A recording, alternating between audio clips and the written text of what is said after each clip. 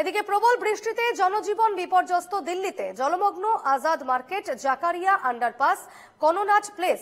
মঙ্গলবার মাত্র 2 ঘন্টায় দিল্লিতে বৃষ্টি হয়েছে 100.2 মিলিমিটার।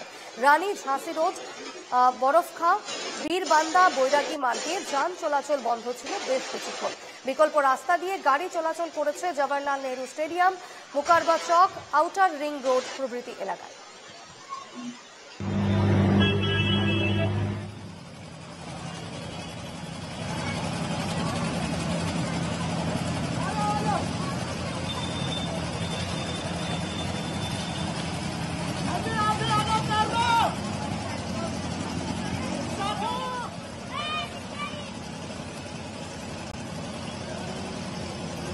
কথা বলে নেব, বাসব রয়েছেন আমার সঙ্গে এই মুহূর্তে টেলিফোনে। বাসব, প্রবল বৃষ্টিতে রীতিমতো জনজীবন বিপর্যস্ত দিল্লিতে এবং বেশ কিছু এলাকায় প্রচুর জল জমে রয়েছে। এই মুহূর্তে কি আপডেট পাওয়া যাচ্ছে? এটা হচ্ছে গতকাল খুব বৃষ্টি হয়েছে। গতকাল 2 ঘন্টা বৃষ্টি হয়েছিল দিল্লিতে।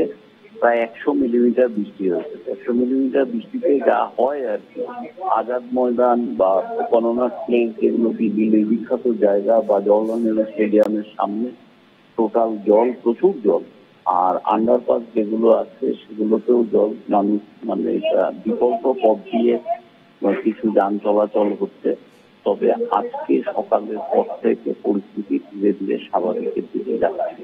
তবে গতকালের বৃষ্টিতে আজকে সকালে দিল্লিবাসী যারা বিভিন্ন রুটের বাস টাস গেছিল বা বিকল্প রুট দিয়ে যান চলাচল করছিল, অন্তত 11টা পর্যন্ত দিল্লিবাসীকে খুব কষ্ট করতে হয়েছে। তবে এখন জল ধীরে ধীরে নামছে কননাট প্লেস বা আজাদ ময়দান।